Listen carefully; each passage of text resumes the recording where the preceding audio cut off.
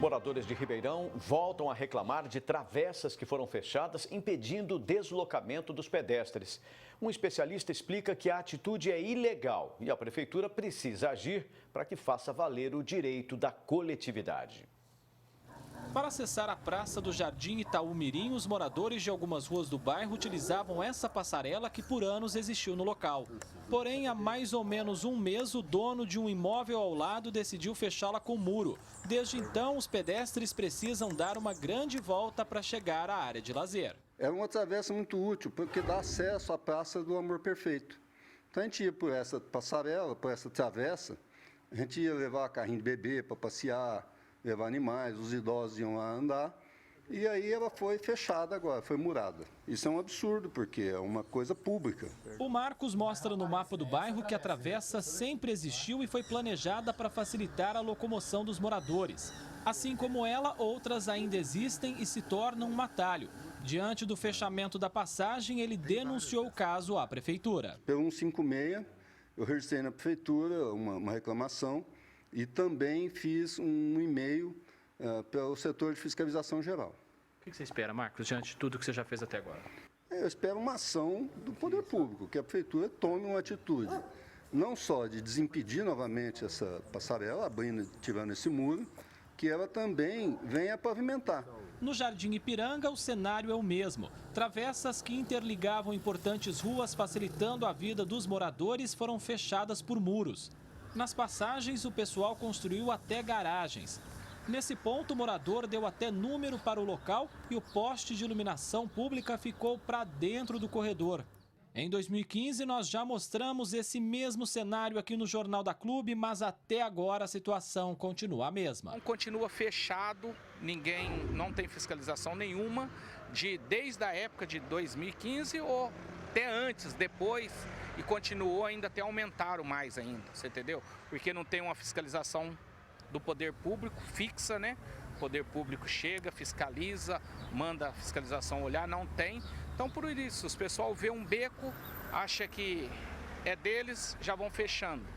Você entendeu? E não tem documentação para isso. Em 2015, a prefeitura se manifestou sobre o assunto. A gestão anterior esclareceu que já tinha vários processos administrativos abertos para que essas áreas fossem retomadas pelo poder público. Mas 4 anos depois, a gente percebe que as travessas continuam fechadas. Transtornos de vários sentidos. Transtorno de até pessoal para atravessar, pedestre que quer atravessar para outro lado, não consegue. Você entendeu? Pessoas idosas, porque novos atravessa, até pula, né? Agora, idoso não tem como pular um muro. Esse advogado especialista em direito urbanístico explica que as pessoas cometem ilegalidade ao fechar essas travessias, o que acaba impedindo o trânsito de moradores. Não se fala em uso capião de bens públicos, ou seja, ele vai ter que, se porventura a prefeitura, se tiver uma aprovação legislativa, legalizando isso, que eu acho muito difícil, é só com uma contrapartida financeira. Imagine se todo mundo resolver cercar a rua aqui em Ribeirão Preto com o álibi, né, com a justificativa de que a prefeitura não cuida. O especialista acredita ainda que a prefeitura precisa criar medidas para retomar essas áreas tomadas ilegalmente o quanto antes. A prefeitura tem que tomar uma medida judicial para retomar essas áreas, defender essas áreas que são consideradas bens públicos de uso comum do povo, ou seja, não pode ser privatizado. E a prefeitura, a partir do momento em que ela não defende essa apropriação indevida, ela está cometendo improbidade administrativa. Tinha que retomar essas áreas, é uma área que é do poder público que tem que fazer, você entendeu? Não é particular, não são áreas particulares. É rua, é locadouros públicos que tem que ser aberto e deixa a desejar. André Costa para o Jornal da Clube. O Departamento de Fiscalização Geral concluiu que o caso do quadrilátero no Jardim Itaú-Mirim não existe oficialmente a referida travessa. Já em relação às vias que existem no Ipiranga, por se tratar de situação antiga, os fiscais estão realizando um novo levantamento para verificar a situação atual. Agora ao vivo, Ximene Osório traz mais informações. Ximene. É por se esse tipo de interdição fere um direito básico de ir e vir do cidadão. Boa tarde, Denis. O fechamento dessas vias também pode gerar um impacto que muita gente nem percebe. Boa tarde. Sim, são vias que fazem parte, algumas, do sistema viário e outras foram criadas em função da necessidade de passagem de galerias de infraestrutura, como água pluvial, esgoto, água potável. Então, quando você tem o fechamento dessas vias, você estrangula o sistema de circulação do bairro, elimina caminhos possíveis e também dificulta a manutenção dessas redes que estão no subterrâneo dessas vias. A sensação de abandono, de que ninguém fiscaliza e de que nunca haverá punição é terrível para o urbanismo. Sim, porque gera um certo estímulo para pessoas que acabam se aproveitando indevidamente desses espaços. O primeiro se instala, como não tem uma reação imediata de remoção, cria a sensação de que podem ocupar todos os espaços que nada será feito. É o que acontece em algumas travessas e alamedas, onde os ocupantes fizeram puxadinhos comerciais. São casos que dão brecha para que outros moradores adotem a mesma postura. Sim, o primeiro morador fecha o espaço, o vizinho vê que não aconteceu nada, também fecha a área que está vizinha ao seu lote e em pouco tempo você tem toda a área fechada e, como nesses casos, ocupadas inclusive por comércios. O próprio Departamento de Fiscalização diz que as situações são antigas e que é preciso realizar um novo levantamento. Desse jeito, o problema pode ser irreversível.